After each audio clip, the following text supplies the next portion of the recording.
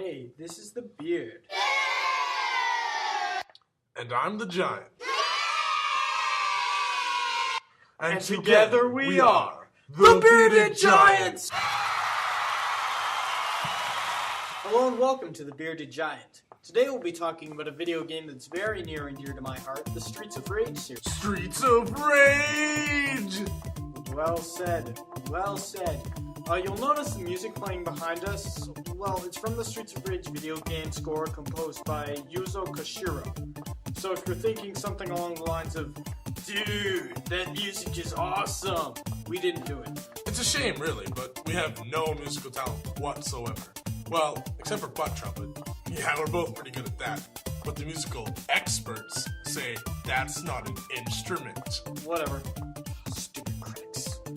So, Streets of Rage. Yeah, Streets of Rage. Alright, it was, stop making that face at me! What face? You make that face and it makes me laugh and I can't do the podcast. Your mom's a podcast. Yeah, that's right. I went to a mom joke, and all you viewers hate me. Well, the children seem to like it. That's because you're putting in the children's cheering sound effects. Gee, our studio audience doesn't like you, Beard. We don't have a live studio audience, you're just playing with the sound effects. If I was playing with the sound effects, it would sound like this. Yeah, actually it would. It would sound exactly like that. No, it wouldn't. It might sound something like this.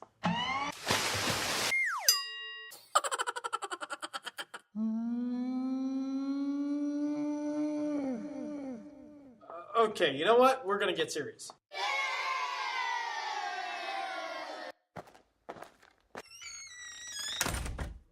You see? They left. The studio audience left. What? They don't even leave during Oprah. What does that say about our show? There's not really a studio audience. You know what? I'm getting serious here. What? You know, no. Shut up. This is it. I'm getting serious. Streets of Rage, developed in 1991. That's correct. Developed in 1991 for the Sega. Thank you. It was for the Mega Drive system, or the Genesis system, which you all know is awesome! Basically, Mr. X, which, by the way, is the most original name in the history of bad guy names. Well, you know, back then, everything was kind of original, because it couldn't be anything else but original, because it was created in 1991. It's like, if you use the word epic now, it's just not original. Oh, I can't believe I just said that word. I'm gonna go wash my mouth out with soap. Giant? Alright, you know what? Well, he's gone. I'm gonna get into the nitty-gritty of the game.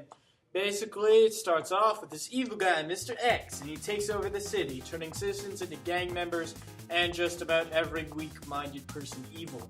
But for some reason, 3 people are immune to this. Adam, Axel Stone, and Blaze Fielding. And they're your main characters. They each have their own strengths and weaknesses. Like, Blaze is weaker than the other 2, but she has top speed and jump ratings. You select a character and are transported into a world. First of all, to note that for 1991, these worlds are very well done. They have some destructibility and some weapons you can wield, like the shanking knife. So for 1991, this was a big deal. For their attacks, every one of them had a jump attack, a punch button, a grapple, and a special that involved police cars showing up. And absolutely poning everyone near it. Hello, Giant. Hello, Beard. How is your mouth? Cleaner than it was. Alright. You only get one special unless you pick up some power-up, which is a little police car, and it's pretty basic with the power-ups.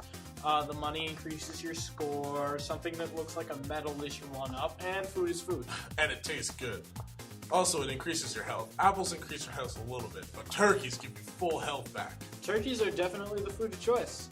You know, I find that playing through this game, and maybe you'll agree with me, the enemies are ridiculously overpowered. Yeah, I would tend to agree because, well, it really doesn't compare to Streets of Rage 3. One punch from a regular enemy that pops up should not take away a significant portion of your health.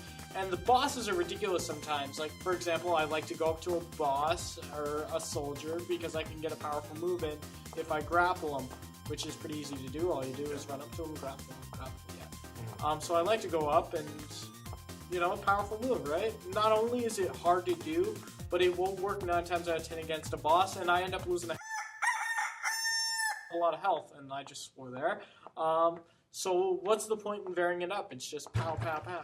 Yeah, and you can also do this kind of a cheap way of off-screen fight.